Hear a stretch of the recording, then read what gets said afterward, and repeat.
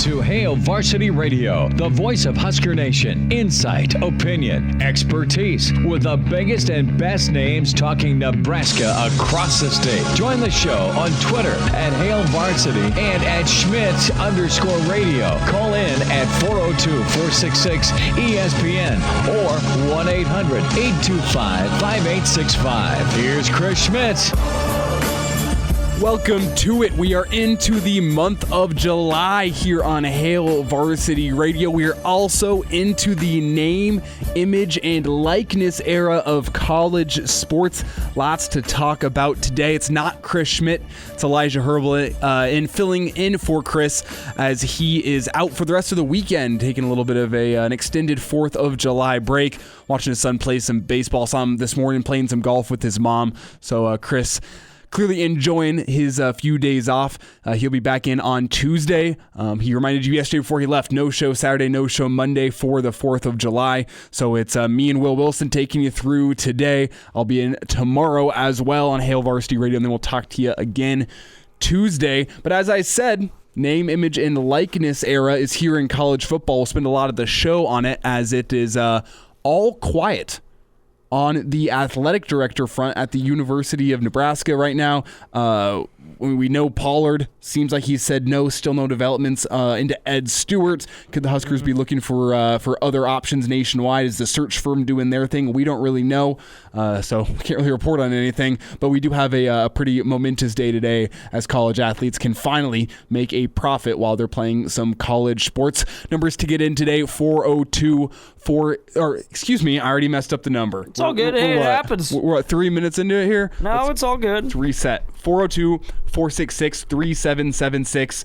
Again, that's 402-466-3776 or 1-800-825-5865. It's Will Wilson sitting in alongside me. You just heard him.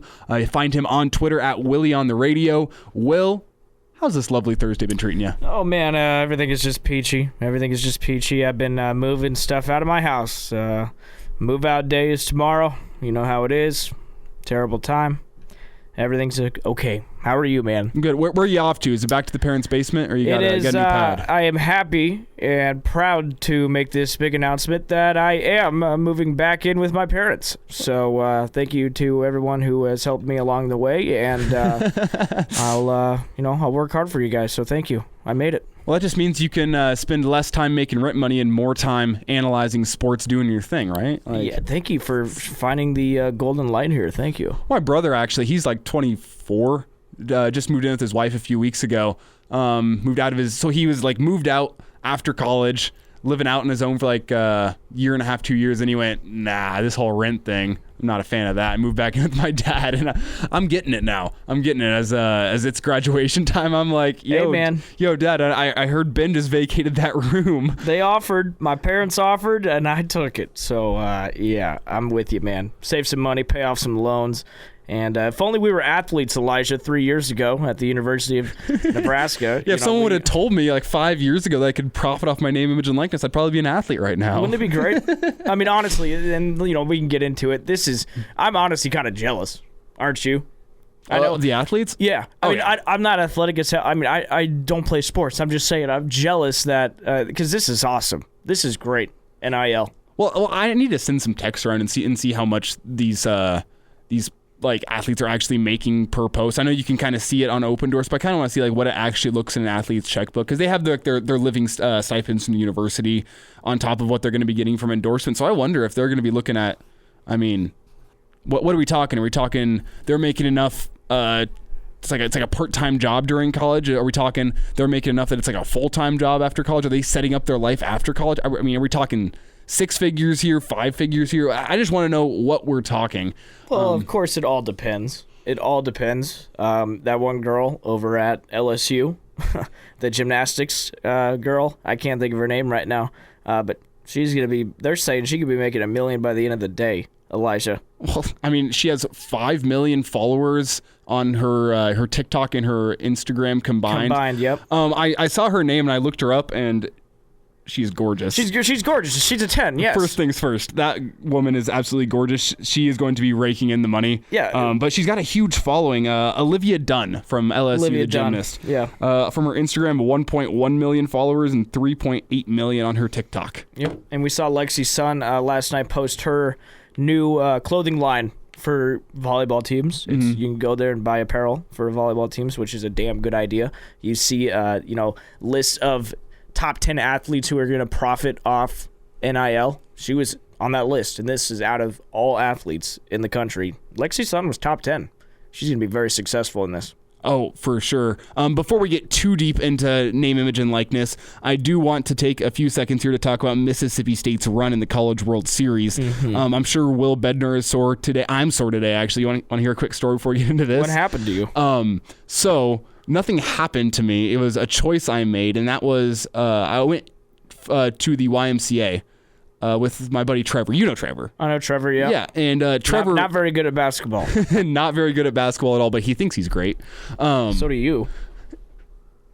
Wow. Wow, man. Oh, geez. Derailed me completely. Yeah, I know. Relax. I know. We're all terrible out there playing. We all suck. But I went to the Y with Trevor because Trevor grew up as a big swimmer. He was always like all the meets, big competitive swimmer, swam in high school. Okay. I want to say his relay team medaled his senior year at the state tournament. Wow. Really good swimmer. I was like, Trevor, I've been on a diet and workout plan. I'm tired of the running. Do you think you could take me through a swim workout? Because I know he's also been back in the weight room and working out again recently. Yeah. And I was like, and he's like, oh yeah, sure, that sounds awesome. I've been wanting to get back in the pool. And that was where I should have been concerned. What a swimmer thing to say. But I show up and he's got this whole workout planned. He's like, yeah, we're gonna do this and this and this. I'm like, awesome. He's like, but first let's start off with the warm up. And it was just like a few down and backs in the pool, like switching up the different strokes you're doing. And I was like, all right, that wasn't too bad. And we actually get into the workout and I'm like, I'm getting tired. And then he looks at me and says, all right, we finished up the warm-up, man. Yeah. Let's get into the workout. Oh, and man. I thought we were done. So I've using muscles I've never used before. Not never used before, but Are you like. a good swimmer at least? I mean, I did swim lessons as a kid, but I haven't used But you could tell if you're generally a good swimmer. Oh yeah, I'm a fine swimmer. I know enough that I won't drown if I go out swimming. All right. Which that's a pretty low bar, but also considering how many people die every single year from drownings, like I think that's a good bar to be at. Yeah, it is. It is. I get lazy, and I get lazy. You know what, my ideal day at the lake or in the pool involves no swimming. It involves me standing there with my feet firmly planted on the bottom with a beer in my hand. Yeah, that's what I don't need to swim. Yeah, or on a boat. Yeah, that's where I like to be. But Will Bednar, what a performance last night. I'm sure he's sore because on 3 days rest came out, pitched 90+ hitless innings, had a no-hitter going through 6 innings going into the 7th. Wouldn't matter as Vandy could only muster 1 run. One run. Sorry, excuse me. No runs on 1 hit. Yeah, 1 hit, yeah. It was in the 8th inning, I think. They got the hit. Yeah, it was just like complete, like Vandy just looked down and out last night. From the moment that Mississippi State jumped on him, it just looked over. And then the home field advantage, I'm going to put it in quotation marks, the home field advantage of Mississippi State was incredible. It was the highest attendance we've ever seen at a College World Series. That was the highest attendance we've seen at a College World Series finals game, just over 24,000 people in there in a stadium that holds 24,000. I'm not sure how the math works on that, especially with no general admission out in the outfield. But Mississippi State fans showed up in droves. I couldn't afford a ticket. I couldn't afford a ticket for the whole championship series, which I think shows just the dedication of these Mississippi State fans. And they got to see their first ever national championship in any team sport. Well, and also there may be an issue in there with the tickets, but we won't get in there right now. You're not going to air your qualms with Ticketmaster right now? No, I'm just saying at some point I think we need to chill on the whole scalping and pricing thing. Yeah. Anyways, I agree, man. Yeah, home field advantage. It looked great for Mississippi State fans. And congrats to them. First national championship in any sport. That is mind-blowing considering Nebraska football's won 5. They haven't won 1 in anything. Think about that for a sec. Well, I mean, they've had some good baseball teams. They have had some good football teams. That football team a few years ago with Dak at quarterback was number 1 in the country for a while. And they didn't end up making it to the BCS title game. I think they lost to Auburn that year. I could be completely wrong on that one. Their baseball team was runner-up just, 5 years ago? I mean, their baseball team has become almost a staple in the College World Series. Sure. It feels like every single year I'm hoping to see Ole Miss up there, and nope, it's Mississippi State. Yep. That's cool because the people of Mississippi are awesome people. They kind of remind me of the people of Nebraska in terms of how passionate they are about college sports with no professional sports down there. Very nice people. They care a lot. And I like the Mississippi fans. And that's why I think this is so... interesting. This is why this makes me happy, is because Mississippi State fans remind me of like a tortured Nebraska fan. You just gave me a different outlook on Mississippi. I like it. A good one. Well, they're called the hospitality state for a reason. Interesting. Well, like the college sports thing, that kind of opened my eyes a little bit. Yeah. Well, and that's why there's that huge rivalry between Ole Miss and Mississippi State, because it's kind of a two thing. It's a class thing where Ole Miss has all the rich doctors and lawyers' kids from all across the entire South going to Ole Miss, and Mississippi State is like those down home Southern boys that are down at Mississippi State, like the people who went to Mississippi high schools, worked their way to get into college. Like that's Mississippi State, and that's why they cannot stand Ole Miss, because it's their for me it was the difference between Southeast and then Southwest or East. Did Ole Miss lose their regional? Lost their super regional. So they got close. Southern Miss gave them a test in the regional, and then they ended up losing their regional to Arizona. Gotcha. The only thought, here's my thought on the whole series. Let me ask you a question. Going back 2 nights ago to Game 2, if Vanderbilt starts Kumar, do you think they are champions right now? In Game 2. I'm talking Game 2 if they started Kumar. Mm-hmm. Do you think they would have won that night? Well, you got to think that Kumar was also only on 3 days rest, but then I look at the pitching performance of Bednar, and I go, well, I guess 3 days rest. I mean, when you're in college, you got that elastic arm. I guess you can just go out there and throw pitches. Why not throw your ace? I mean, I know they especially when they had the momentum, because as soon as they lost that momentum in Game 2, I wasn't so sure about Game 3, but now I look back and I go like, yeah, they just lost all momentum in Game 2. They looked defeated from the moment Mississippi State put up the first run last night. And I said this earlier today, and I don't know what went down. I don't know what the coach's game plan was. To me, it looks like Vanderbilt went into Game 2 thinking, okay, if we win, great. If we lose, doesn't matter. We still have one more game to get it done. We might as well just rest Kumar one more day, make sure he's fine. You know, they were basically saying, who cares about this Game 2, Elijah? That's what it looks like to me. I think they should have gone all in on Game 2 and just win it right then and there, instead of just, soft-footing around. And look what happened. You gave Mississippi State the momentum, and you got trounced. You only got one hit. Yikes.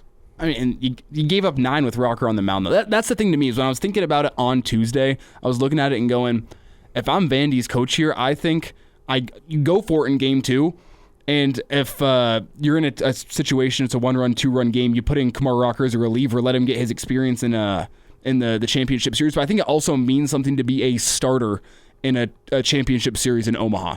There's a certain title to that, saying I was the starter for the elimination game in Omaha. And I think you want to give it to arguably your best pitcher. I mean, I think Jack Leiter's better, but I mean, Kumar Rocker's been their ace for forever too, and he's been their stud in postseason. Yeah. So remember, didn't he throw a no-hitter at the CWS a few years ago? Yeah, that was the year they won it, 2019. Yeah, I mean, that's 2 years ago. Yeah, it's talking to what you're saying. I mean, I don't know. It's too bad. I mean, it is kind of funny though, Elijah. How I remember I picked Vandy. I was like, yeah, I mean, obviously they're looking great. And the Whistler goes down. Puts a smile on my face. He's going to have a YouTube channel by next week.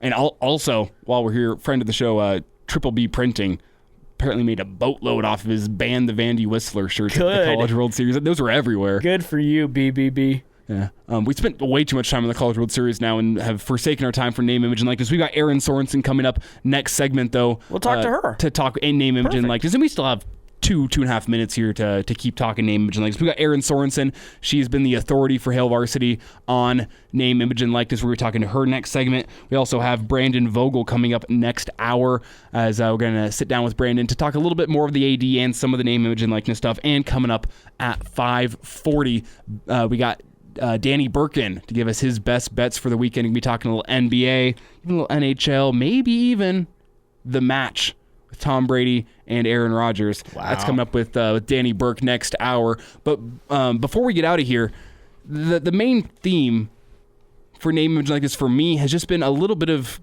confusion. Would you say that's fair, just in terms of what is permissible, what isn't permissible? Like what we're seeing right now, you're saying is confusing? I'm not saying it's confusing, but chaos. Chaos is a better word. Yeah, it is. It's the wild, wild west of college sports right now. It is. It's like you open the gate and you're having all of your sheep just run wild and eating all the grass that they want. In other words, the athletes going out and making all the money they want. I mean, yeah, every single tweet you're seeing today is a new athlete getting a new deal, and it's amazing. It's monumental. You talk a lot of people, 20 years, 30 years older than you and I, Elijah, they would have told you they never thought this would happen. I mean, hell, Dabo Swinney said 2 years ago he would quit if players got paid. That's been dug up a lot today, yeah. I mean, that goes to show that a lot of people thought it would never happen. He wouldn't have said that if he didn't think it would ever happen, right? I mean, yeah. So I'm just saying, it is a monumental day. It's history. I cannot believe that athletes were ever not able to make money off their own talent, their own hobby, themselves. Mind-blowing. I'm very happy that they get to do it now. But now it's power to the players. I mean, could we be getting actual NCAA players in the new NCAA football game? Could we be getting NCAA baseball game back? The NCAA basketball game back. I know this is where I go as a millennial. I'm going straight into video games, but like these video games they were defined by childhood. Every single summer is, that new NCAA football game comes out on July 31st. Every single year it came out, and I go, ooh, here it comes. Listen, I know nothing will ever beat the NCAA football game, but you're right. The NCAA baseball game, very underrated. MVP baseball, that was good stuff. We also have more good stuff coming up later in the show. We've got Erin Sorensen coming up next segment, as well as Brandon Vogel next hour, Danny Burke. That's all coming up on Hail Varsity Radio, presented by the Nebraska Lottery.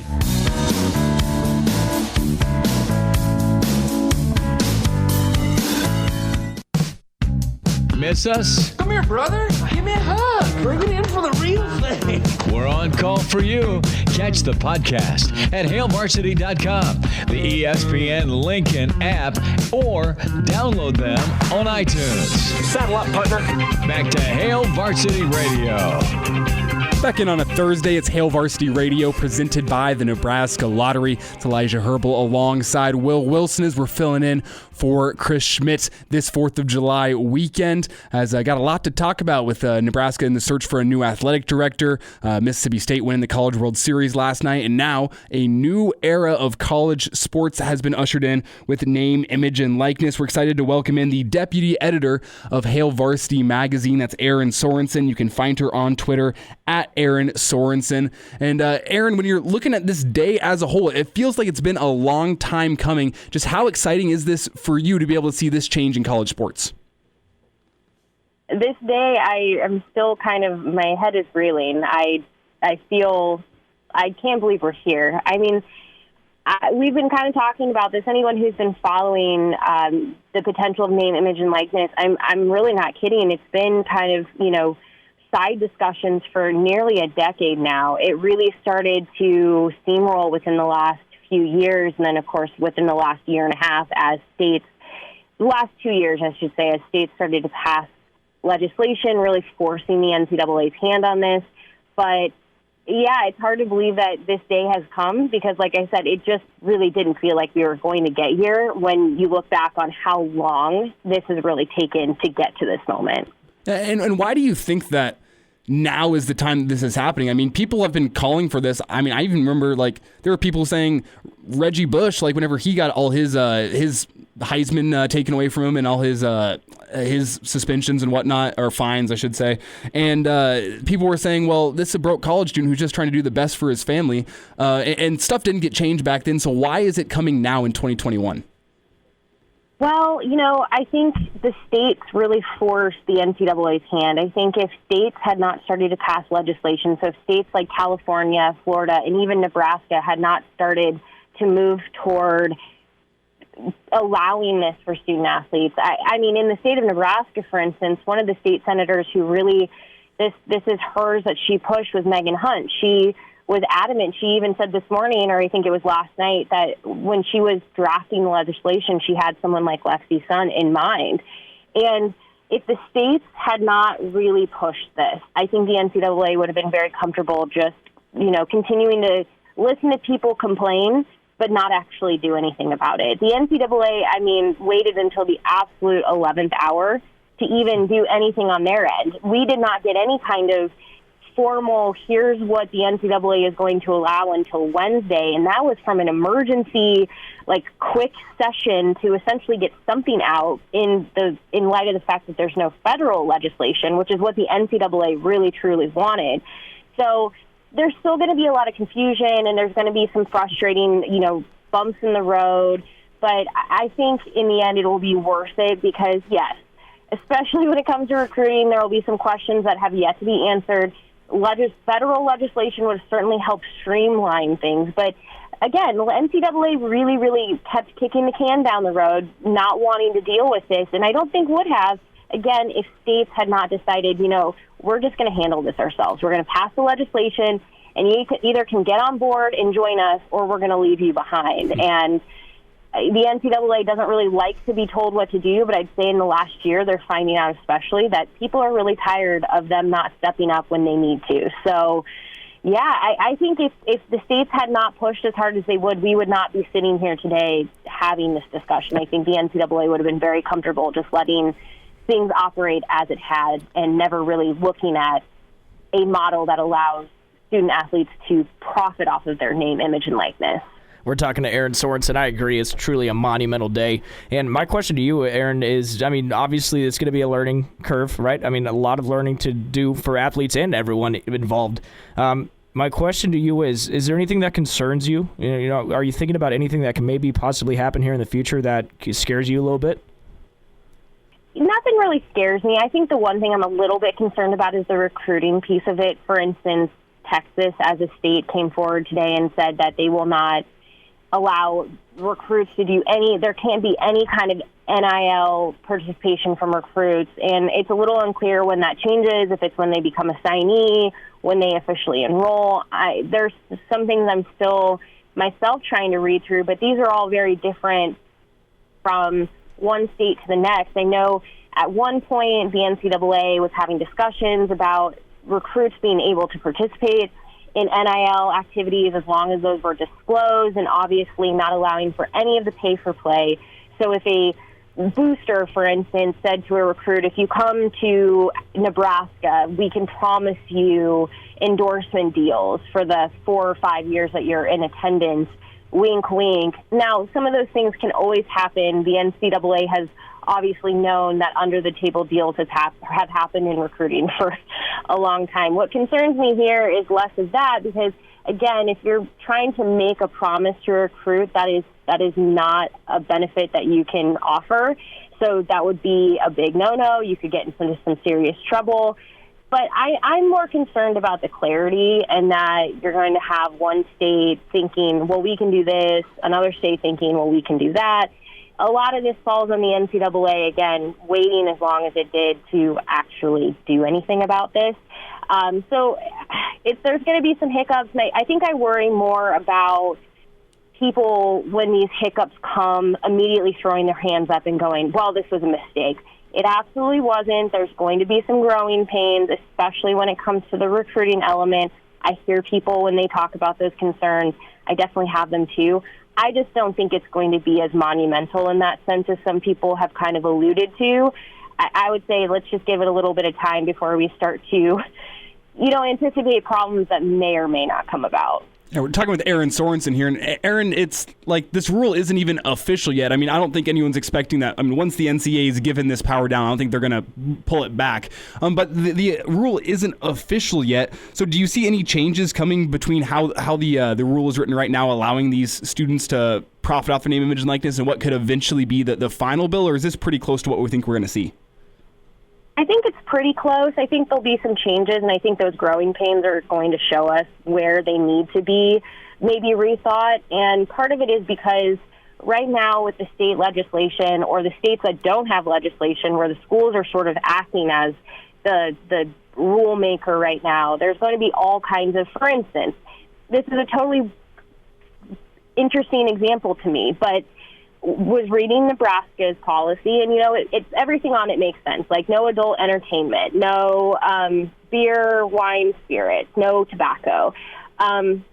They make a list of things where I'm like, okay, that all makes perfect sense to me. But when you look at BYU's policy, BYU has no coffee. No one at BYU can do any sponsorship with coffee. Now, if you're Mormon, you do not drink coffee. That is something that the Mormon faith, they do not drink coffee, or at least not a stout Mormon. So I found that interesting, because what if somebody goes to BYU that isn't Mormon but wants to have an endorsement deal with Folgers, or gets, asked, can you drink this cup of coffee? Like, that's going to be the interesting part, is when a school has a certain value, or a school has a certain expectation that it says this thing is not allowed, or it is. That's where I think we're going to have to see a little bit more streamlining across the board, because because there's nothing stopping the schools right now, or the states, from writing essentially their own legislation that makes certain rules, but if you go across the state line, it's not the same there. Or even if you go up the road to a different school, it's not the same there. So I think we're pretty close, but I think you're going to see a little bit more uniformity, or at least I hope so, because then that should even things out, which would also then eliminate some of the, I think, frustration and concern that a lot of fans have right now. We're talking to Erin Sorensen. So is there anything that's going to be coming next? I know a lot of people are talking about Reggie Bush, but if I remember right, didn't he get in trouble for improper benefits, Erin? Yeah, I was reading, he had something out this morning asking for his records and his Heisman to be reinstated. And yes, I can't remember the specifics of it, but it was improper benefits. It kind of reminds me of, 3 hours ago, he said, I never cheated this game. So I'm trying to see what he did exactly. If you hear me typing, it's because I'm now trying to remember that myself. But yeah, I mean, that's okay, so he received $200,000 in, basically, I believe he received like a loan, if I remember correctly, in benefits. And long story short, if somebody else knows way better than I just remember it was a big deal. But I mean, think about this one too. Eric Crouch was investigated by the NCAA for a $4 ham sandwich and like a $13 plane ride to Western Nebraska, or like into Central Nebraska, excuse me. I mean, there are some that were so small where it's like, was this worth it in the long run? Was it worth to suspend him for a period of time from a team for that? So I understand Reggie Bush's situation was much different than that and a little bit more substantial, but he has always held the belief that he didn't do anything wrong, and so it'll be interesting to see if there's any anything that happens retroactively there. So is anything going to happen with improper benefits? Like, is anything, new announcements going to come? Like, can athletes get some sort of benefit here soon? Is anything going to change with that? So there's still benefits that are impermissible. So like some things like the pay for play, that cannot happen. No one can, like, for instance, like you cannot be given any kind of bonus for if you are a baseball, softball player and you bat over 400, like you cannot be given money for like your performance. You cannot be paid for play. And so those are still there. Those are still very much written into the rule books as far as what isn't allowed. So anything that is like, that's the thing with this. NIL is very much like, it's a job, essentially. It is the ability to profit off of your name, your image, your likeness. I think the thing that people sometimes gloss over with this is that the NCAA was not allowing, if you were a musician and you wanted to go get booked at a venue so you could play for a crowd and charge money, you could not do that previously. You could not open an Etsy shop and sell anything that you create, despite that feeling very much to me like a part-time job.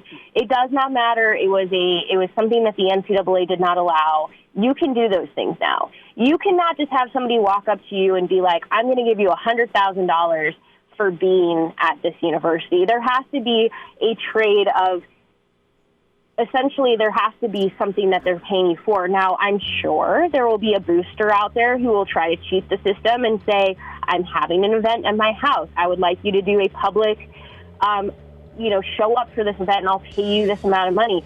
They still have to disclose all of this, though. So if things start to look a little bit fishy, I'm sure there will be people looking into it. But that's the thing here. Everything still has to be disclosed to the universities. So we kind of said this in the Hail Varsity mailbag. If you're going to do that, if you're going to be that person, like we've seen boosters do things all along that they shouldn't have been doing, don't get caught because that's not going to be fun no matter what. So there's still rules, and there will still be guidelines that they have to follow that, no, you can't just be paid for playing. It's a legitimate thing you have to be paid for actually doing something.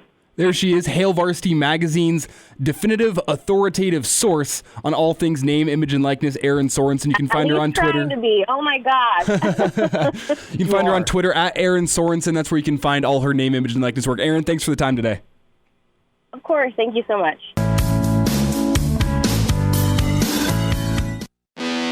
Chime in 402-466-ESPN or email the show, Chris@HailVarsity.com. Just try me. Back to Hail Varsity Radio. Yeah, you just heard the intro there. I would advise you against emailing the show today just because that is Chris's email, and I don't think it's getting to me while he's on his day off. You never know with Chris. That is one of the hardest working men in Nebraska sports reporting. Maybe he'll forward it to me, but those are the numbers you can get in to contact us. 402-466-3776, 1-800-825-5865. You can tweet at me, Elijah Herbel, at Herbal Essences on Twitter, and Will at Willie on the radio is where you find him. And Will, Erin brought up an interesting point there. In that interview there, we were talking Reggie Bush, and we'll get into that, but she mentioned the things that these Husker athletes are not allowed to promote and sponsor. Of course. I mean, the classics, drugs, alcohol, tobacco. You can't do any adult entertainment, adult contact, so that means you no OnlyFans? No OnlyFans, can't promote Pornhub, none of that. And, while I know what you're saying to yourself, who would ever want to do that? Let me just say, money will make anybody do anything. Yeah, if they come in with those big money offers, like if you think nobody would ever do it, there is a athlete out there that would promote Pornhub.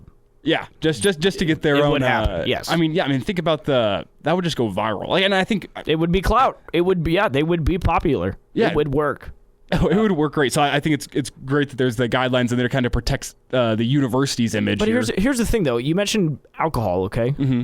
But you saw the McGowan's podcast today was sponsored by a bar. Tanner's 2 bars. I shouldn't be saying it because that's free advertising. Well, no. But Tanner's Bar and Grill and then the Tavern, something else. Something numbers. Nonetheless, go to Tavern on the Square. Way better place. But yeah, so let's get into that. It says they can't advertise or sponsor alcohol, but a bar is sponsoring their podcast. I feel like that's a direct, Well, I mean, the thing is like Tanner's they also have the restaurant aspect. And they have great fried chicken, great wings. It is good, yes. Oh yeah, but I guess that's probably got to be where the difference is that the fact that this is like a restaurant, whereas like if Budweiser came in with the sponsorship, that'd probably be right out the window. Yeah, no, obviously, yeah. Which I kind of have a small opinion on that. Not really. I just have a small feeling that anybody should be able to promote what they want. Obviously, adult entertainment is off the table, but if you're 21, why not let them, advertise? Well, I think it becomes an image thing for the university. It is, especially when you realize that's exactly what it is. I get it. But when I was 10, I was following all the Nebraska athletes on Twitter, on Instagram. Like, not saying that 10-year-old me would have had any way to go procure me some Budweiser if Taylor Martinez could have advertised for Budweiser in his time here. It's a small opinion. It's just something I thought of. I'm not fully on board with that, but yeah, it's pretty cool, man. But we have seen some pretty cool ventures from these Husker athletes. We mentioned the McGowan's podcast. Yep. We have Lexi Sun starting her own apparel line, where she has a new Lexi Sun, I think it's a crew neck sweatshirt. Cool. That's come out. You can you'll go buy that. Yeah, I'm pretty sure it's going to be like volleyball apparel, which is pretty cool. Yeah, and then you've had the Runza sponsorships have been all over my Twitter feed today with all the first 100 Husker or Nebraska athletes to go sponsor Runza got some money. It's like GoPuff, which if you don't know what GoPuff is, it's like almost like a grocery store delivery service. Pretty much. It's like all it's like, I think it's a 24-hour delivery service for anything you could need. It's basically like a gas station delivery. But they have more stuff than like a gas station. They have like... They have like a warehouse full of tons of stuff. Yeah, but I'm also seeing one of the cool ones I've seen today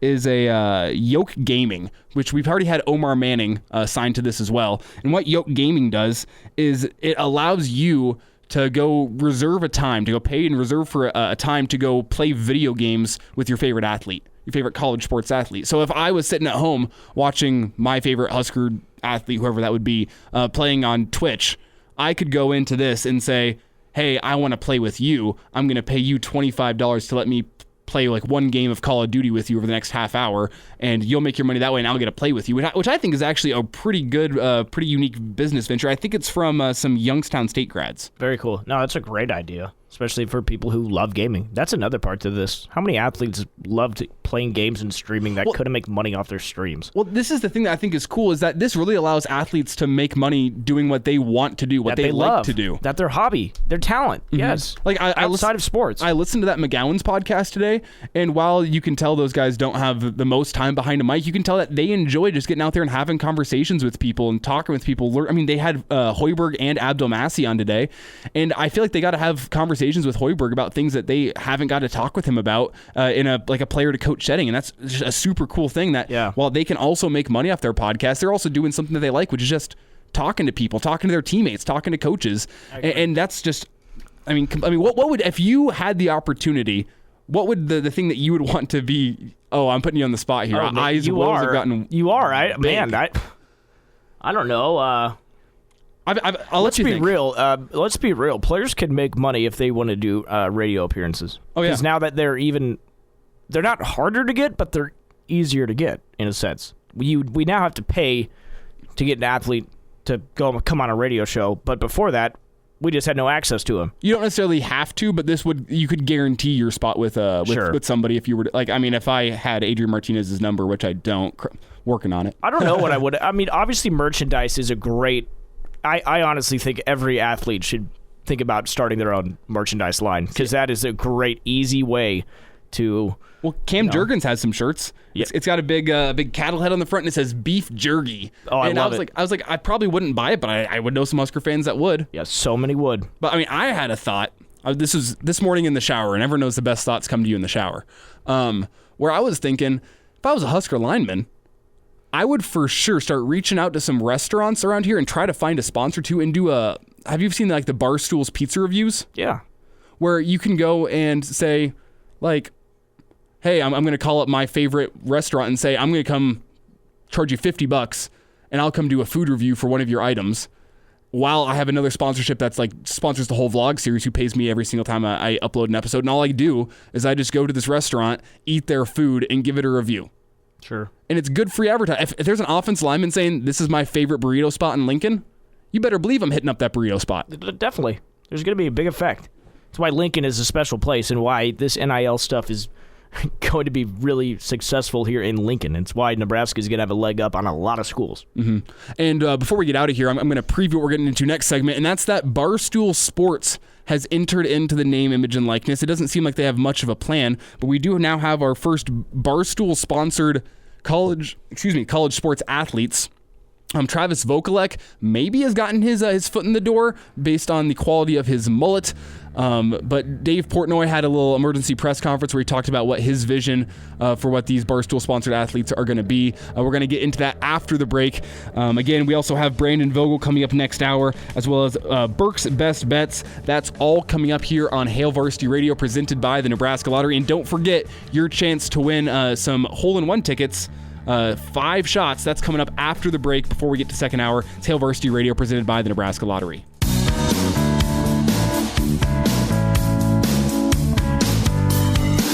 And now, back to Hail Varsity Radio. Wrapping up hour 1 here on Hail Varsity Radio, presented by the Nebraska Lottery. It's Elijah Herbel alongside Will Wilson. And I mentioned back in the first segment that we are almost into the wild west of college sports with name, image, and likeness. It's just been some chaos because everyone wants to have college athletes sponsor you or your business venture. Yet it's been kind of confusing, the whole process of how you do it. What is the best way to get these college athletes to sponsor you? And we heard from Dave Portnoy a little bit earlier today saying that he is getting his business going, trying to sign Barstool athletes. It's not really sure what we're going to get from them. Kind of sounds like brand ambassadors. Do we have this pulled up? There's no plan at all. What do you need here? Let's play what Dave Portnoy had to say. Okay, yeah, here it is. About his plan with signing athletes to the college Barstool athletes, whatever. Let's listen to Dave. Okay, so big news out of the NCAA. Players, they can no longer prevent them from making money on their likeness, their image, all that stuff. I didn't give it a ton of thought until a couple hours ago when Adelaide Halverson, she's a volleyball player, Jacksonville State, DM me. She's like, yo, I want to be the first Barstool athlete. It's like, all right, what does that mean? I'm in. I don't even know what that means. I'm in. I love the sound of it. It's like, I don't know, just send me some free merch. Not only that, are we sending her all this merch? We're creating Barstool Athlete exclusive. You can't buy it, only for our sponsored athletes. 10 minutes after we signed Adelaide Halverson, our first ever, congratulations, official Barstool athlete. Welcome to the fam. A football player from Stanford reached out. Same thing. He's like, how do I become a Barstool athlete? Listen, how do you become a Barstool athlete? If you play Division I sports and you blink at me, we will sign you.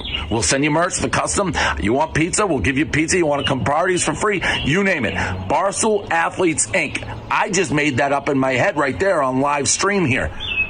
We may become the most powerful agency in the world. And it all started with Adelaide Halverson, Jacksonville State. Bam! You put it up, she'll spike it right in your face.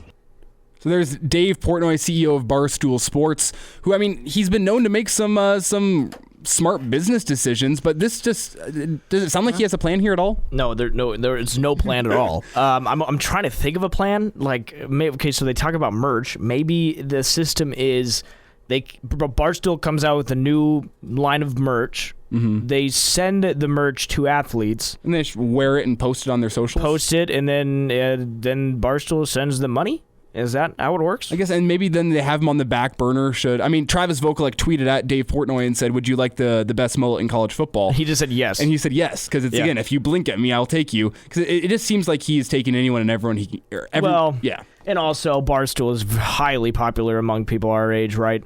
Anyone, really. They're for the common man. And let's be real. Any athlete would love to be sponsored by Barstool, and we're seeing it. There's just tons of athletes tweeting at Dave right now, and he's accepting all of them. Yeah, so even a D3 center I saw. Yeah, I guess so. This is just what it's the Wild West.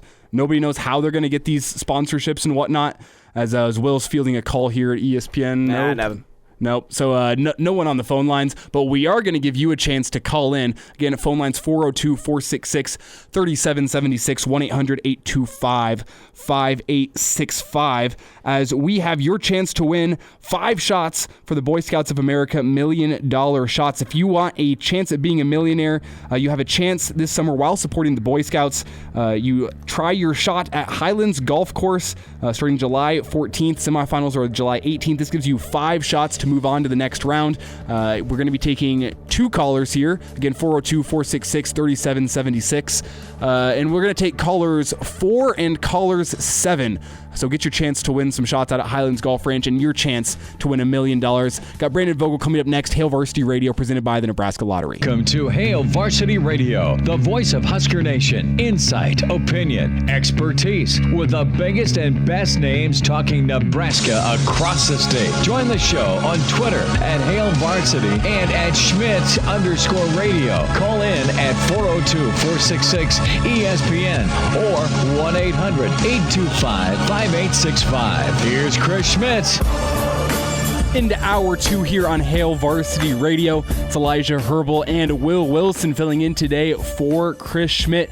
He's got the weekend off for the 4th of July, going to watch his son play some baseball, as we've just got a busy day of name, image, and likeness to discuss. We had Erin Sorensen back in hour 1. She was just awesome, the authority on name, image, and likeness for Hail Varsity Magazine. If you missed her interview, you can catch it in the podcast form, ESPNLincoln.com, or the ESPN Lincoln Twitter page should be posted shortly after the show. We're excited now to welcome in the managing editor of Hail Varsity Radio, author of Dream Like a Champion. That's Brandon Vogel. You can find him on Twitter at Brandon L. Vogel. And Brandon, we got some Husker news to get into, but first I want to ask, with name, image, and likeness coming today, is this a new era of college football? Yeah, it really is. It's a new era for amateur athletics, I think, in the U.S. for sure. When you just think about what a seismic change this is, and it's going to take some time, I think, for everybody to find their footing.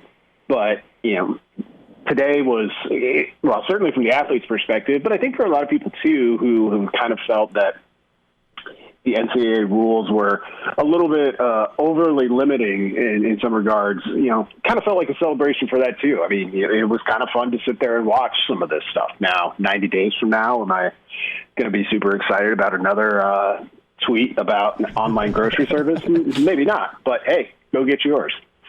Brandon, we might get back into name, image, and likeness here in a bit, but we have some breaking news. I said back in hour one that it was all quiet on the AD front, and it looks like that is now changing just slightly, as we had Parker Gabriel report about 10 minutes ago that Nebraska will be paying Bill Moos a total of $2.9 million as a part of his retirement settlement. That's $575,000 for his remaining salary in 2021, $1.2 million for his salary next year, and a $1 million prorated deferred compensation payment, which he was set to earn on, December 31st of 2022, his last day on the job. So $2.9 million going to Bill Moos.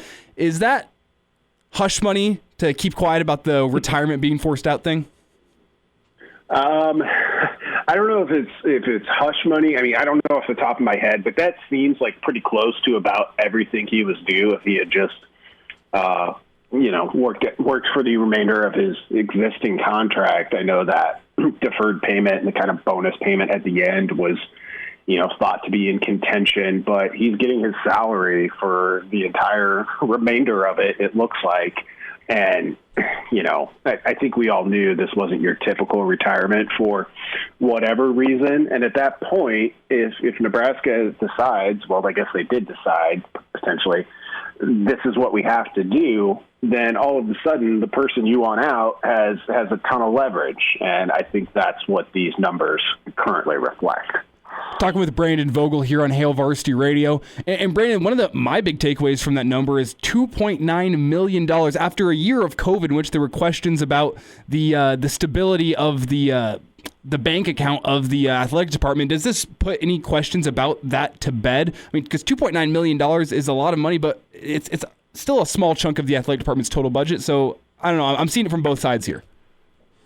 Yeah, I think it's one of those still kind of swallow hard moments in a way that it wouldn't be without, the pandemic year. Nebraska, rightfully so, kind of prides itself on being pretty fiscally responsible and fiscally sound for an athletic department. I mean, there are big-time athletic programs out there that just continually run at a deficit, and they don't have to.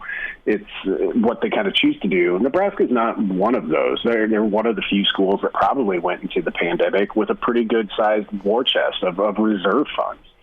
So to have to pay out this, being around college athletics enough, whether it's Nebraska or, Texas, any school you can think of that's kind of up in that upper tier of the Power Five, there always seems to be a way to find the money, and there's so much at stake that, when it seems like an insane time to fire a coach. Auburn did it with Gus Malzahn in a huge buyout. It just seems like, well, they can't fire him because it's just too expensive. It's almost never too expensive. Somehow, some way, these schools find a way to pay to make the change. Yeah, we're talking to Brandon Vogel. It kind of seems like, hey, we'll pay you now because we want you out of here. But, like you said, we don't know. But, we're talking about the AD search. I mean, obviously Ed Stewart is the name we're talking about. We know Pollard is going to be staying there. Any names that you're hearing right now? No, it's been surprisingly quiet on that front. And, going into a holiday weekend, it looked for a while, over the previous weekend, like something might happen this week. Like Nebraska might have a candidate or a top 2 or 3, and there could be an announcement. With Pollard coming out and saying he was effectively out, that kind of leaves Stewart. And beyond that, I think it's, Ronnie Green made comments this week to the Omaha World Herald about hiring a search firm. So I'm kind of in the mode of expecting this to play out over the next couple of weeks. I thought maybe they wanted to do it a little bit quicker than that, but this is probably the better path. And it's hard to be totally well versed in the AD world and know who some of those up and comers are. Sean Eichhorst, when he was hired, I remember that kind of came from out of nowhere. So you got the Ed Stewart and the Nebraska link, and I think that's still a strong candidate for the Huskers. But I do expect them to kind of turn over every rock, because it seems like time is less of a limiting factor than I maybe initially thought. Brandon, are you surprised that Nebraska made this move allegedly with Bill Moos? I mean, it's called retirement, but again, you know what I'm saying. With this move being made, are you surprised that Nebraska didn't have a candidate in their back pocket that was ready to step up and accept the job? Yes and no, I guess. I mean, it may turn out, they may let this search play out for another couple weeks. Basically, the scenario I just outlined, knowing they probably got their number one candidate already. I don't know. You hire a search firm for a reason, and one of the big reasons is they're really, really good at keeping this all confidential. Even through all of the tools that just the general public has to access information around these things. So I could see that going both ways. I mean, it is hard to kind of do these things on the fly totally if you've still got somebody in place. It happens. We see it a lot with coaching searches. And more often than not, something kind of leaks out. And then you really then things get really rough, because it's like, well, we're out here interviewing people, or at least having preliminary conversations for a job that's not technically open yet. So I think you always, if you're doing your job as an administrator, you always have that list of potential candidates, of people that catch your eye. But yeah, I think that the timing of this is still okay for Nebraska in terms of how quickly they need to get it done. Brandon, last thought here on the athletic director search before we probably send it back over to some name, image, and likeness news. And that's just, you mentioned the timetable. We're not sure how much of a concern that is for Nebraska, but what do you think the final date is for Nebraska where they need to find an athletic director by this date? I would be surprised if we got out of the month of July without that. And maybe that seems, July 1st, so maybe that seems like a pretty long stretch. But I think you'd want to have somebody in place for sure by the time those fall sports are starting up. I mean, football practice is going to be a week in at that point. Volleyball will be not far behind it. So at that point, I think you need to. And there's also just, so name, image, likeness started today. That's going to be a continual learning process for all of these schools as well as the athletes. There's a big change in terms of Nebraska Athletic Department's media rights, which could probably use, leadership at the top to help them work through that. So there's a lot of things that are in the fire right now. So I think they'll do it as soon as they feel good about the candidate and there's mutual interest there. But I'd roughly say by the end of the month, I think we'll know who Nebraska's athletic director is at the latest. Jumping over to some NIL thoughts here with Brandon Vogel on Hail Varsity Radio. It's a monumental day. I know a lot of people thought this would never happen. My question to you is, Brandon, of course, when kids get to campus, of course they have opportunity to make a lot of money. But that could quickly come to an end if they're not showing up on the field, right? I mean, when it comes down to it, these guys still got to play football, right? And obviously other athletes performing, right? Yeah, they do, and I think that'll vary a little bit school to school. I think one of Nebraska's advantages here, and something they probably already are and should continue to highlight in these recruiting pitches, is because Florida's going to tell you can make money there too. All the schools are. One thing that does set Nebraska apart is just kind of the depth of knowledge. It's not unusual to encounter a Husker fan who wants to talk about the next five on the offensive line. Who's the backup right guard? Are they a swing guy? And I think so. A lot of this is going to be pretty competitive. One of the things Nebraska has is complete attention on the football program and really all University of Nebraska athletics.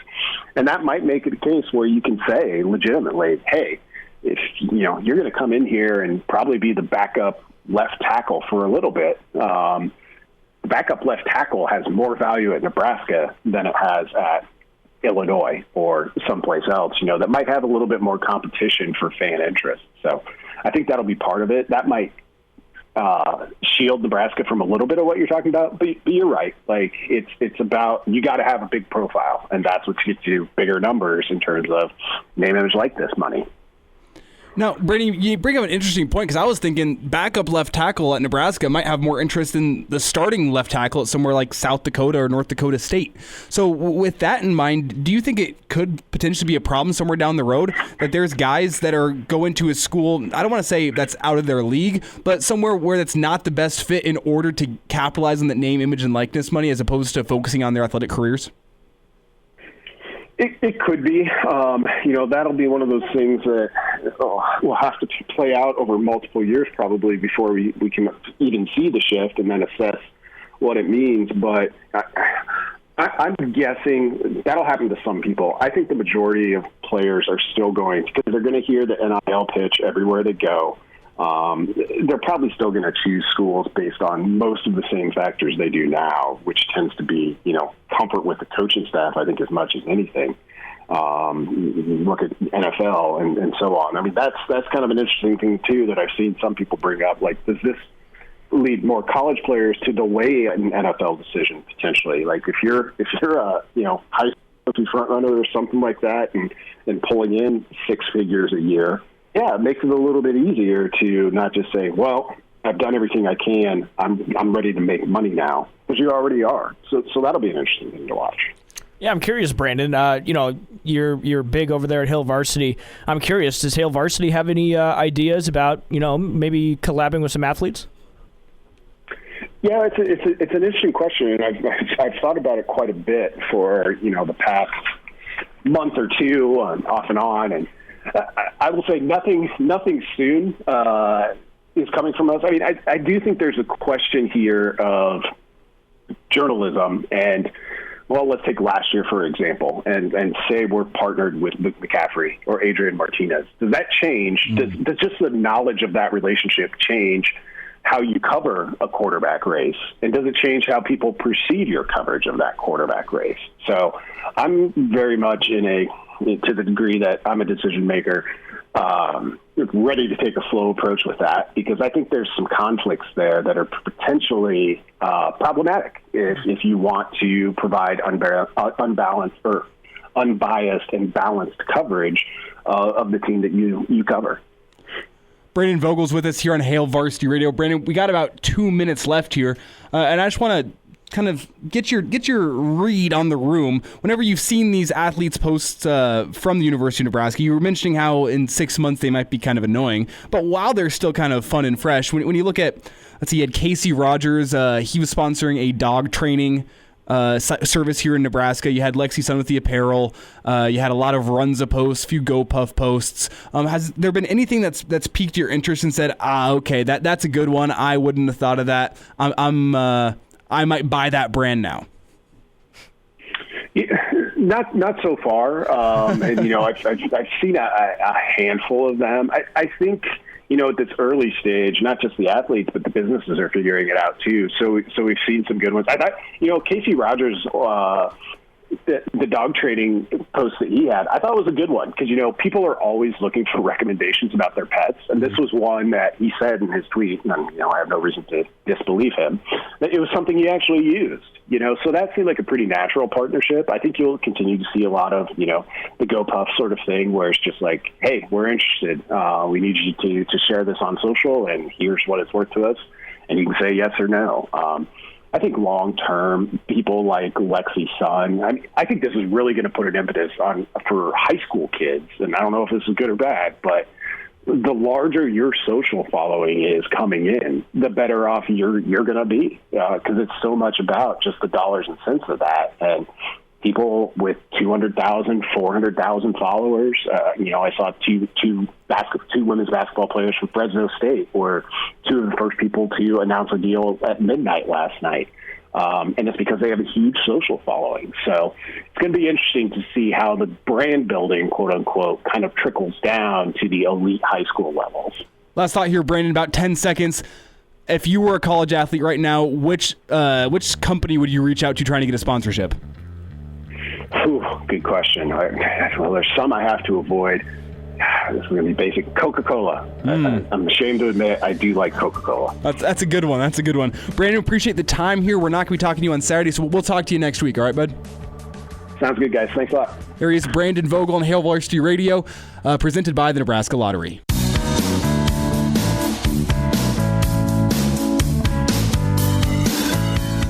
And now, back to Hail Varsity Radio.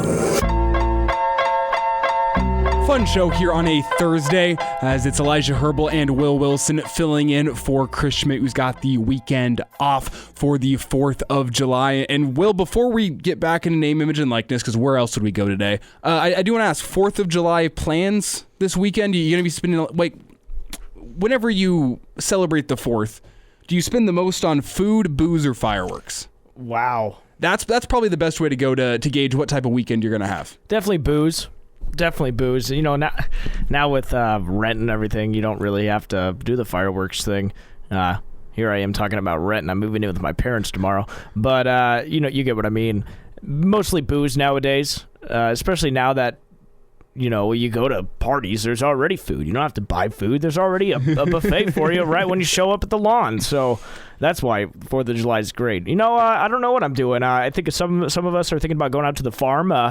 Elijah, if you got nothing going on, you could definitely come with. Go out there, do a little fishing, some drinking, hit some golf balls. So that's what we'll be doing, yeah. We'll see. On the 4th, I'm going to be in here doing some Salt Dogs baseball. Go Dogs. Oh, that's okay. It's an early afternoon game, so I still have my whole evening. Okay, nothing happens during the day anyway. The 3rd, that's still I have an invite to a pool at a friend's here in town. I guess it's his parents' pool, but still, that just means his parents are gonna have awesome food. Let's see, there's a concert in Fremont or Norfolk or something. I think it's Fremont. There's a country concert that I was invited to, but I don't know the artist. Okay. And somebody who's listening is going to know exactly which concert this is, and they're going to say, "Oh, Elijah," and I'm sorry, don't know who it is, but I do have an invite to that. I'm not quite sure, but I am the type of guy who usually spends an entire paycheck on fireworks. Do you actually? Oh, I love blowing stuff up. It's one of my greatest joys in life is blowing things up. Interesting. So there was also the option to head out to the old gun range and go shoot some clay pigeons. Oh, cool. So that was also an option on Saturday. So I'm still working through my options. The problem with that is fireworks and booze. They tell you it's a bad mix. I think it's a great mix. Booze and guns. I'm well aware that's a bad mix. I want to stay away from that one. Whilst I want to be able to booze. So it's very important. We'll see. But before we get into Burke's best bets here in about 15 minutes, I do want to hit on the topic of what this name, image, and likeness means for Nebraska in particular. I mean, I think Husker fans out there are excited whenever you see the passion of this fan base saying, well, who wouldn't want to come to Nebraska, seeing the passion of this fan base, the amount of money they can make? Blake Lawrence sat down with friend of the show, Will Bauer. Used to hear him on this show, as he was a former producer of Hail Varsity Radio. He's now working with Nebraska Public Media in their news department, and he sat down with Blake Lawrence yesterday discussing this name, image, and likeness and what it can mean for Nebraska. For Nebraska fans that have long wanted and wished for Nebraska football to return to prominence, name, image, and likeness rights monetization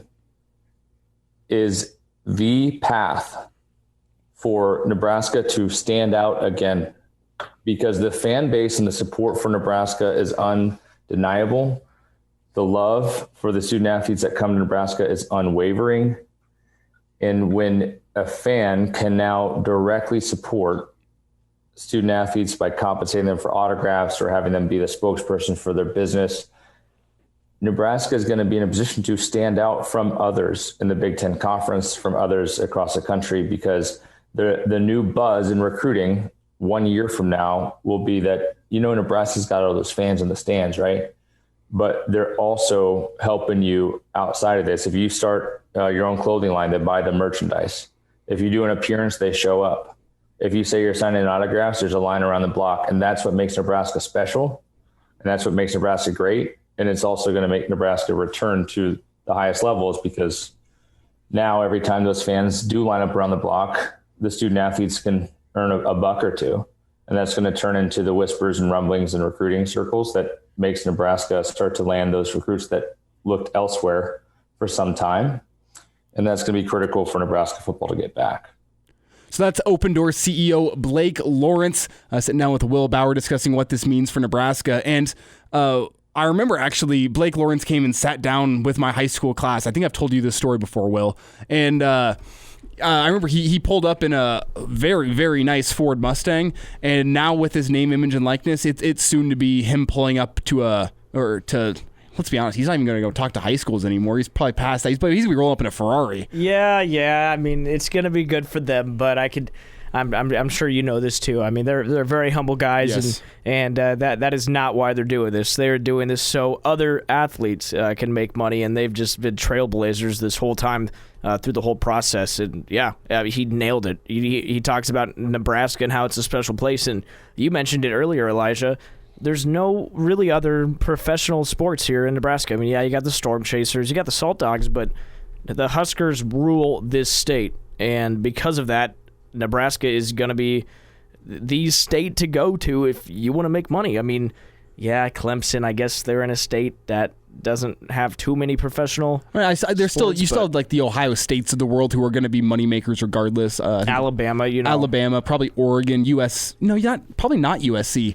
USC struggles in LA sometimes as they're kind of getting overshadowed occasionally. Sure, but there's a lot of money in LA, and that's where they'll be fine. Mm-hmm. Yeah, but before I get back into this really fast, I just want to mention Blake Lawrence and Adi Kunalik, like just right idea, right time. It was they streamlined advertising and promotions for professional sports and made it like a one-stop shop at Open Doors, and then with name, image, and likeness coming, that's just like so perfect for them. That's a great for University of Nebraska graduates. I know Blake's from Kansas, and just pretty much local guys. They've put their roots down here, so good for them. But back to your point, if I'm a recruit looking at Nebraska, Blake mentioned this is how Nebraska stands out from the crowd now, and that's something I've wondered about, like even whenever I was in high school and I had friends that were in the recruiting process, or now as I'm in college and I think about like, why would you come to Nebraska? And I've asked that whenever I've like talked to people, to athletes on campus, said, why Nebraska? Because as somebody who's from here, I agree. It's not that Nebraska is bad, but I'll go visit other campuses and I'll go, wow, these campuses are stunning. They're in Nashville. Well, they have a great party scene, whatnot. And I go, why Nebraska? And I've gotten a whole bunch of different reasons, but I think soon, if I were to go ask that same question, I think a lot of people are going to be saying, the fan support at Nebraska is unmatched, and it gives me the best chance to make money. I have that same thought. You could agree with this. There's a lot of people that go to Nebraska from Chicago. A ton. Also, a lot from California. I met people from Seattle, from so far away, and I ask them, why. Of course, it's scholarships. Yeah, they're getting a good scholarship to be here for their academics. They're not athletes at all. I meet multiple people from students. Brazil who come to Nebraska, and I go, like, what of any of the colleges you could have picked in the United States to come to? Why Nebraska? And it's money, and obviously we have a ton of it, as we just paid Bill Moos $3 million to not work anymore. But it's a special place, unlike not many other schools in the world. There's a reason the Big Red Blitz works. There's a reason we fill our stadium for a spring game. Athletes see that, and it's another reason for athletes to come to Nebraska. There's a reason we have the best volleyball attendance in the country. I mean, we have some of the better women's softball support in the country. We're the only school that profits off volleyball, and Hawaii. I think we're the only two. Hawaii and Nebraska are the only two schools that profit off volleyball. I mean, the support of the men's basketball program is pretty astounding, too. Women's basketball gets good turnout. It's just Nebraska fans will come support a good, successful Nebraska team. And I think when you go pitch that to recruits, it's only going to be good things for Nebraska. And again, as Blake Lawrence said, this is the way for Nebraska to stand out in the new era of college football, the NIL era of college football. And we're moving into a 12-team college football playoff. This right here, Nebraska's fan support and the potential of athletes to come in and not only, make ends meet while they were in college. I mean, you hear the stories of like other athletes who couldn't make ends meet in college. Reggie Bush, for one. Juwan Howard from the Fab Five was struggling to make ends meet. Johnny Manziel was signing thousands of dollars worth of autographs. And now you can come here and not only just make ends meet off your name image like this, you can leave college more financially stable than when you entered college. Who's Shabazz Napier? No. Was it him? The guy who played for UConn? UConn, yeah, Napier. Yeah, he also struggled to make ends meet. He talked about how he starved some nights, which seems a bit outrageous. But we all have our concerns about NIL. One concern for me is just these young kids getting a lot of money. And Elijah, you and I were 18 and 19 at some point. Hell, we're 22, and if we get handed $20,000, we may go crazy. You know, going to the casino, baby. Exactly. I mean, it's an honest concern of mine of players handling their money, but also controlling the egos in the locker room. That is going to be an issue. There's going to be jealousy among players. One guy making more money than the other when one thinks he should be making more than the other. It's going to be tough on the coaches to control that locker room because there's going to be a lot of chemistry to control. Money, what does money do? It tears people apart, right? It can happen in college football. This is what's going to happen. We're now putting money into college football. There's going to be repercussions to this, right? It's something we don't like, but we're going to have to live with it. Well, I mean, think about it. The most popular person on a college football team is usually the backup quarterback. And that's, I mean, in the name, image, and likeness there, that old adage may change just because you're kind of looking at followers now. You're looking at reach. You're looking at all these things. But still, you bring up a great point. And I mean, I expect that the university is going to have people down on campus, academic advisors, name, image, and likeness compliance officers who are going to be there, like making sure, I don't want to say holding the athlete's hands, but essentially walking them through every step of the process, making sure they're doing well. But that is an interesting point that I haven't thought of before. And it's just... But you agree, don't you? I mean, it will happen. There is going to be some egos that come with money. Mm-hmm. And it's just... It's not healthy for a locker room. You and I mean, obviously, they're athletes. All athletes have egos, but it's going to be a whole different level when money comes into play. Before we get out of here, this segment, again, Danny Burke's Best Bets coming up after the break. Let's talk a little bit, though, about a game we're going to talk about with Danny, and that's the Hawks and the Bucks. As we have heard, and we know Giannis is out for Game 5 tonight. Series is tied 2-2, so it's a pretty crucial game out in Milwaukee. Giannis is out, and Trae Young, I believe you told me, is a game-time decision or doubtful? That's the last thing I heard about 20 minutes ago, that he is a game-time decision. So what do you think that means? I think that means that the medical staff doesn't want Trae Young to play, but Trae Young wants to play. I agree. That's what I read that as. They're saying, oh, man, you want to play? All right, go through pregame warm-ups. You got to jump through some hoops for us, but if you can make it through all those, we'll let you play, but we don't want you to. As a medical staff, though, I feel like you let him play if he wants to play. If he tells you he wants to play, you let him play. I agree. It's the playoffs. Yeah. I agree. Without Giannis, the Hawks don't have to do much tonight. Just guard Middleton, right? Holiday, guard him. Make Lopez beat you. Make Lopez just drain shots in your face, and you had a good shot to win. He may do it though. I don't want to count that Bucks team because they did take down the Nets. Right. But this Hawks team has been my surprise of the playoffs, and I would love to see a Hawks versus Suns NBA Finals. That would be a great finals. I agree. Because it would have been the unexpected finals. It sounds like it looks like they match up pretty well together, as far as I'm concerned. I think the Suns would have the advantage. I guess we'll cross that road when and if we get there. But right now, I'm rooting for the Hawks hard in the Eastern Conference because I think Suns, Hawks, just for the unexpected factor of what I thought a month ago, 2 months ago, would make that really fun. We got Danny Burke's Best Bets coming up after the break. And now, back to Hail Varsity Radio. Back in, rolling through a Thursday here on Hail Varsity Radio, presented by the Nebraska Lottery. It's Elijah Herbel alongside Will Wilson. We're excited now to welcome in the pride of Chicago, Danny Burke. You can find him on Twitter at DannyBurke5 for all of your sports betting needs. Danny, how you doing as we're getting up to the end of the NBA and NHL season? How are just those seasons as a whole? How are they looking?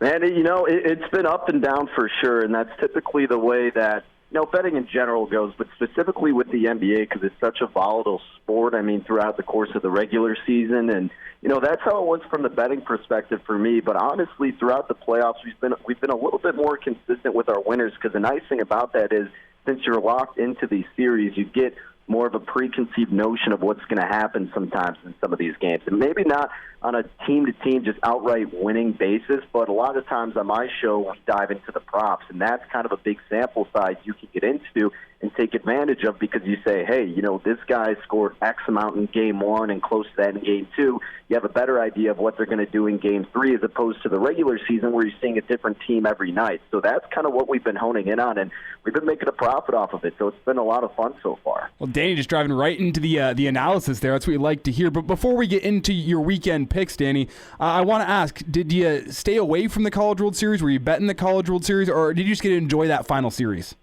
Honestly, I just enjoyed it more so as a fan. I kind of stayed away from it as a betting side of things. And sometimes in years past, I'll get involved with it. But really, I've just been so focused on the NBA, NHL, and baseball as of this point, and even a little bit of NFL offseason too, that I just didn't have as much time. And, from my side of things, if I'm going to bet it, I want to devote enough time to doing so instead of kind of just blindly picking one side versus the other with not having enough information. So, really I kind of just watched it more so as a spectator and a fan as opposed to a bettor. But it was a lot of fun. I mean, that one had its ups and downs, that's for sure. But Nebraska, even before that, was a little fun for the time being. And, that's always good to see those guys doing well. Yeah, how about them Dogs winning their first ever national championship? Good for Mississippi State.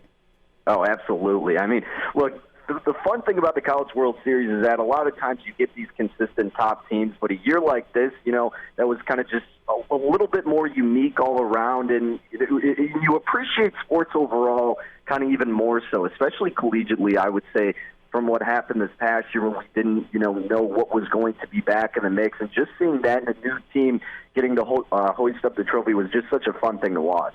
Well, Danny, let's get into what lies ahead of us this weekend. As we finished up the Western Conference Finals, the Suns last night advancing to the NBA Finals, which is awesome for the Suns, but we still have the Eastern Conference Finals to finish up. We have the Hawks and Bucks going at it tonight. I'm seeing the Hawks currently a 3-point underdog. So what are you looking at in this game tonight? So the way I was handicapping this one, I mean, this is such a tough one because we didn't officially know what was going to happen with Giannis and Trae Young. Now, we know that at this point that Giannis is going to be out of the game, and, Trae Young questionable last I saw. And even if he goes, I mean, that's only an advantage to Atlanta. And if he doesn't, I still think the advantage lies with the Hawks, because my thing with the Bucks really leading into this postseason, and even before, and why I never fully trusted them, they're not a deep team. And, an argument that I made for Milwaukee compared to other teams is, and I said this a while back, and it's kind of crazy that it's come to fruition. It's nothing to celebrate. It stinks. But I was like, if you take Giannis off of the team, this squad is really not good, not deep whatsoever. I mean, that's a guy that's getting you 32-plus consistently. And not only that, he's doing it on the defensive side of the floor as well. And then you go, okay, well, what about Drew Holiday and Chris Middleton? Well, Chris Middleton's been the most volatile player this postseason. He could drop 35 one game and 14 the next. It's kind of ridiculous. He has to step up tonight. We know that. And, Drew Holiday, him defensively, he did a great job against Trae Young. But at the same time, now that he's out of the mix, who is he going to step up and stop? Is it going to be Bogdanovich or someone else? I just don't really know if the Bucks can compete enough offensively. So I think the Hawks are the deeper team despite missing Trae Young potentially. So I took 3.5 actually with Atlanta. I know it's at 3 now. I would still take the points with them. I think they get the outright win, honestly. Danny, do you see them outright winning this series as well with how the Bucks have been playing so far this series? I mean, the Hawks have been probably the most impressive team to me in the playoffs this year. So I guess you got a question then, is Giannis going to be back in the mix by the time this series is over or not? And, at this point, I don't want to rush to do anything. You can still get Atlanta as a slight dog to win the series at about even money, I think, at some spots in the Bucks, or like minus 125 or something like that. So, I'm going to take it more so by a game-to-game basis. If I had to bet anything based on the price and based on, foreseeing what may happen with the star players, I think I'd still go with Atlanta here. Again, I mean, this team is just deep enough to be able to beat this Bucks team, and I kind of thought that from the beginning. It's nothing that I bet, and, it's kind of easier to say that now. But, the Hawks do what they did in Game 2. We saw that happen against the Sixers. They'll go out, surprise people in one game, and then not only lose, but incredible fashion the next game. Now, Game 3, they probably should have won that game. Game 4, they were out to a hot start even when Giannis was in the mix. So I do think Atlanta has the firepower to win the series. And it's not going to surprise me one bit if they do, and I'd probably gravitate toward them moving on. Danny, I personally have been following the NHL playoffs this season, and I know I don't see many picks from the NHL side of things on your Twitter page, so this may not be your expertise, but have you been watching this Lightning and Habs series at all as the Lightning took a 2-0 series lead last night?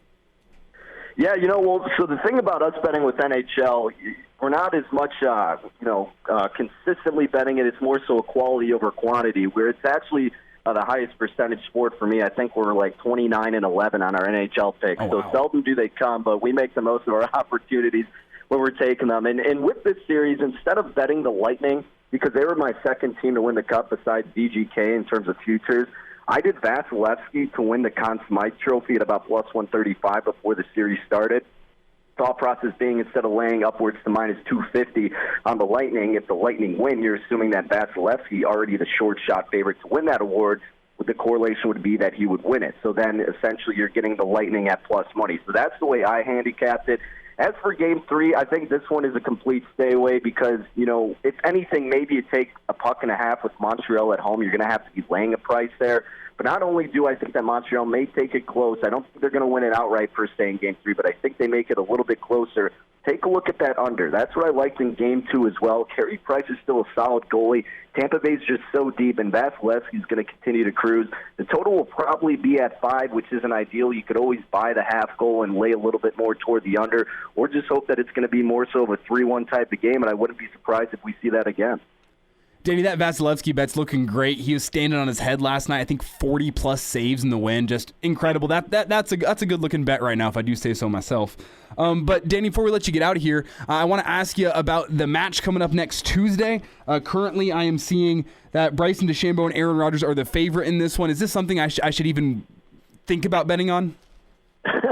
This one's funny because, last year when we had it, there wasn't anything else going on. So you almost felt like you had to bet it. This one, I'd probably do more so. I haven't looked into it too much. I think if you're going to do it, just be sure that you're willing to lose the money that you put on it because this one obviously is so just random. And maybe even if you do it before the event starts, you could always attack it with the in-game perspective. So I'd probably wait till maybe after a couple holes and then try to get a bet in from there, though. Danny Ashcroft, this is your best bet segment, so do you have a lock of the weekend before we let you go?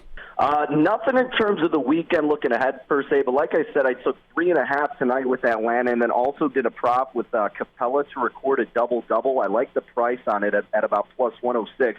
Considering Giannis is out of the mix, if Capella is a go and is going to be 100%, he's going to take advantage like he did last game. He'll rack up the boards because the presence won't be, as down low as much as we saw with Milwaukee prior with Giannis in there. Shots will be coming deeper, more rebounds, and more opportunities offensively. So that's another bet that I tagged along. Well, Danny, that's good stuff. Good luck on all your bets this weekend. You can find him on Twitter at DannyBurke5 for all your betting needs. Danny, have a good one, all right?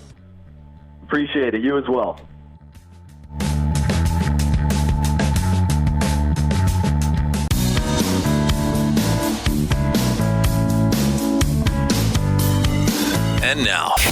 And now, back to Hail Varsity Radio.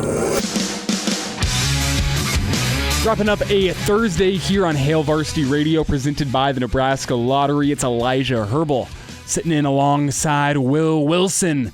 And I'm going to be back in tomorrow as Chris is off until Tuesday to enjoying his 4th of July weekend. Going to have a couple more chances for you to win the $1 million courtesy of the Boy Scouts of America with that hole-in-one challenge. Going to give you a couple more chances to win here in a few minutes. But first, we were discussing back in the first hour with Erin and a little bit afterwards the Reggie Bush situation where he is now saying he wants his Heisman Trophy back. And the question is does he deserve to have his Heisman Trophy back? Because the way I see it, I think his violations would still not be permissible under the new NIL regulations. No, they're not. Erin made it very clear when we talked to her that he got money before he committed and before he went to school. She said it might have been a loan of some sort, but nonetheless, that's illegal. You can't do that. You can't pay someone to play for you, which is what it was. And yeah, and for the record, I would love Reggie Bush to have his Heisman back. I'm not like being against that. I'm just saying this is totally different. We're talking about name, image, and likeness. This is improper benefits. But I think the heart of the argument from Reggie Bush is that he wouldn't have needed these improper benefits had he had the opportunity to profit off his own name, image, and likeness. And that's a good point, but he still accepted money before he got to school. Yeah, money. I think there was a limousine ride to the Heisman Trophy presentation, which seems a little crazy that the NCAA just doesn't give that to you. But now, some of those benefits I totally think we should get away from. Well, and another problem with Bush here was that he was signed with an agent while playing at USC. It was one of those under-the-table agent deals. Yeah. And that's kind of where the issue stemmed from. But you mentioned the limo. I mean, I'm fine with that. Like, there is a ton of improper benefits that should be straight-up benefits. And I think that's something we need to look at and redo that too. But I understand the argument from Reggie Bush, which is that, man, if I could have just gone out and signed 1,000 autographs and made $10,000, I wouldn't have needed to have an agent signed. I wouldn't have needed to receive improper benefits because I could have taken care of my family while I was in school. I remember there was an ESPN story on it, like right after this was all happening, where it was pretty much Reggie saying like, no, I mean, I was not living the life at USC, but I was famous. I was doing well. And my mom, my sister, they were struggling. Like, I wasn't even doing that great at USC. And yeah, I'm probably the most famous athlete in the country. Yeah, no, I get that. I do. But everyone's having this conversation. When it comes down to it, that was improper benefits, and what passed today still doesn't let that go. If name, image, and likeness was around back then, do you think Reggie Bush would have made more money than any other athlete during his time in college? Reggie Bush was a phenomenon. He would have made a lot of money. We talked about Joe Burrow during the break. I mean, that run he went on with LSU, he would have made a fat ton of money. Tebow would have made tons of money. Tebow would have made a lot. We know Johnny Manziel made a lot. Or made some. And only received a half-game suspension for it. Only a half game. Baker, of course. Baker, he was a stud when he was in college. You know, he would have got some. Jameis Winston probably wouldn't have had to steal any crab legs from the store if he had name, image, and likeness. That's true. That's the story that's never going to leave him. I mean, talk about guys who would have made a lot of money. Let's talk about Ndamukong Suh when he was on Nebraska. I mean, my. That right there. I mean, aside from the quarterbacks, I look at Ndamukong Suh would have made a whole bunch of money at Nebraska. Who else since 2000, since the glory years, who would have made a lot of money? Eric Crouch. But I'm kind of also putting him in with the glory years. Rex might have done something just because he was so well loved. And the Sexy Rexy moniker, put that on a T-shirt, you would have made tons of money. Yeah, KFRX tried, and the university sent all the T-shirts to a third world country. I need to go find some of those. So there's a small country in Africa walking around with Sexy Rexy shirts. There was a game where Kansas lost the national championship game in basketball. I think it was 2008. I think.